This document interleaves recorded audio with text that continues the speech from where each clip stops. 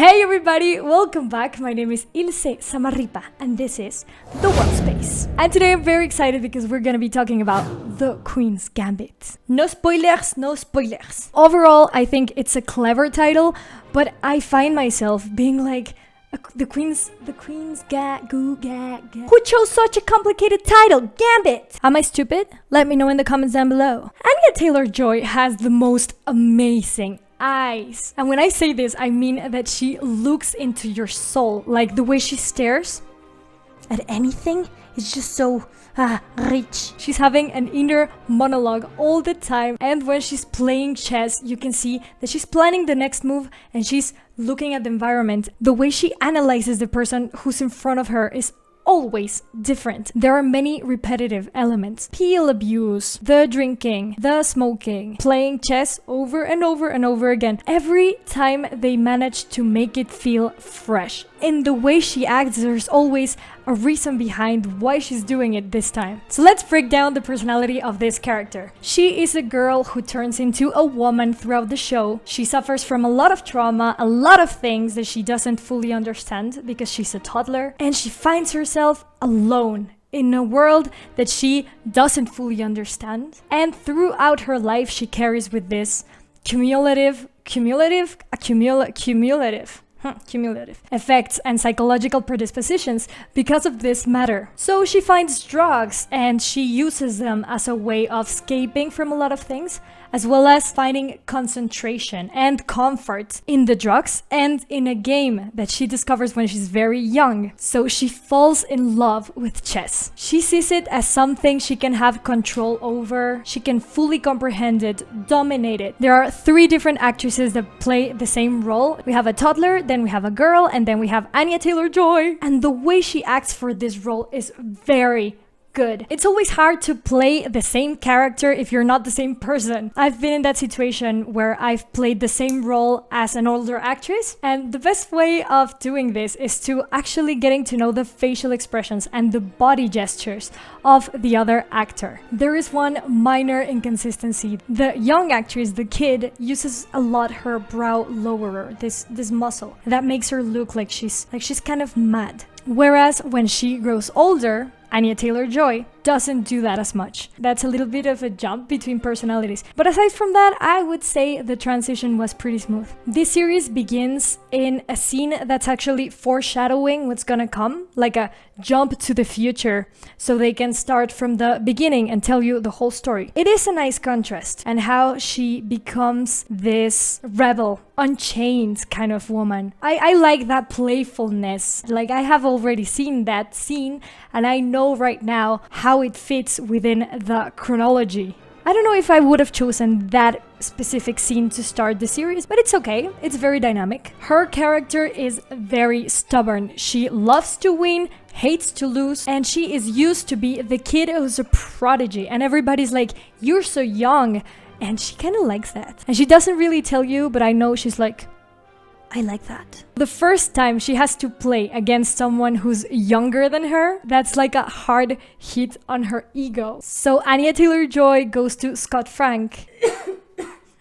Would you mind if I improvise a little and I stand up and I do all these movements that prove that I'm annoyed and I'm kind of pressuring the other player to move his pieces? And the director is like, sure, try that, go ahead. And the other actor, who was playing chess as well, didn't know about this, so he was truly confused about everything that was going on, and that made for a very authentic performance. Another very cool thing is speed chess. All these actors, almost everybody, didn't know anything about chess, and every single game they're playing is real, and a lot of them are based in historic games that happen in reality, so the actors cannot mess up. And they say it was very challenging that whenever, for example, Anya Taylor-Joy is playing against 3 people at the same time, speed chess, so she has to move, then click, then move, then click the watch, then stop the watch. I bet that must have been very challenging. And also, I really enjoyed the evolution of the character. She's very shy, very reserved, and then she grows, and then she has all these experiences, and she gets a taste of what true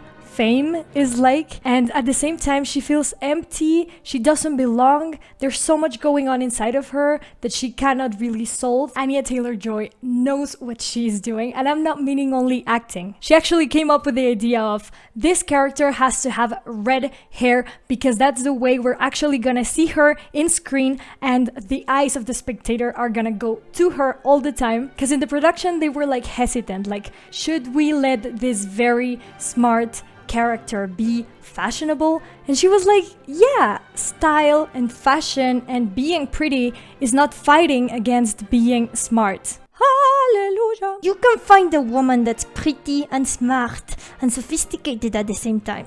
And I think that's very cool. The director, Scott Frank, was really open to all these suggestions. And believe me, that's always awesome, because you as an actor always kind of have ideas of what can happen, what would be better. Maybe something in the script is not really resonating with your age range and you're like, that person my age would never say something like this. Or, hey, what if I improvise and I go a little off script and do this and do that? And it's awesome when there's a synergy between you and the crew. Not all directors let you do this, but I feel like the outcome is so much more organic when they do. Jumping in the cinematography, I really liked it. When you're shooting a film, there's this secret that you can do, which is put smoke in the room. So like when you're in parties, like and you see the smoke coming out, it's exactly the same kind of smoke. Dry ice, they sort of dissipate it, and that makes for a very sharp ray of light, like the God rays, and that illumination gives everything a very beautiful look. They used it in this series, but in a very delicate, good way, in my opinion, because I hate it so much when they just overflow everything with a lot of smoke just because they want the light to look pretty in every single freaking shot. Don't do that. The color palette is very interesting because throughout the beginning, for the first like 1 or 2 episodes where her life is like very gray, you can see that in the color palette. There are not a lot of vivid colors. Her hair, that's so hard to pronounce, her hair is very red, and even that is like washed down. All the colors are very raw, and that kind of reflects what the character is feeling inside. And then the story follows and she kind of finds a more interesting, more amusing life, and you can see how the color palette changes, and you can see more color in the wall, in her clothing, in her hair. Now I'm gonna break down to you 2 shots. My least favorite one and my favorite one. My least favorite one is when the kid is standing on the bridge. I feel the colors are not great. I feel that that shot lasts too long and makes everything feel a little bit awkward. I didn't like the way the camera pans and moves back. Long story short, I didn't like that shot. Now let's talk my favorite shot. There are so many good shots, but like visually, I was so drawn to this one. She is in the bathtub of a hotel. It's not even an important shot. I just find it very appealing visually. The way the camera dollies in, the symmetry, the lighting, the composition, the colors, the shape of her body, and the way the elements are positioned, I just find it beautiful, delicious. The cinematography and the editing throughout this series is on point. Bravo. Awesome, awesome. I loved those creamy shots where they change the focal length and you kind of are drawn from the background to her, to what like she is thinking, and that's kind of letting you know that she's far away from everybody and she's kind of concentrated. Very nice elements. I like it when a camera is not so noticeable. That's my personal style. And in this series, sometimes the camera movements are very bold and you can see a shot from the ceiling, raccord en l'axe, that's very fast, but nothing feels cheap. Everything just flows naturally. And I really like that the camera becomes a little bit shaky whenever her life is kind of shaky. Whenever things are not going the right way, you can see the camera being a little bit more hectic. I spent half of this series enjoying it like a good piece of chocolate, and the other half being like, she looks so much like my cousin from that angle. So, overall, what do I think? I enjoyed this series so much. I saw it in one day. I didn't know what to expect. I can say it's my favorite miniseries out of the whole 2020. Go watch it. Let me know in the comments, what do you think? I give it an overall score of 9. That is very good. Let me know in the comments what you think, and don't forget we have a new Discord channel. Thank you so much for watching, and keep making art. You beautiful artist.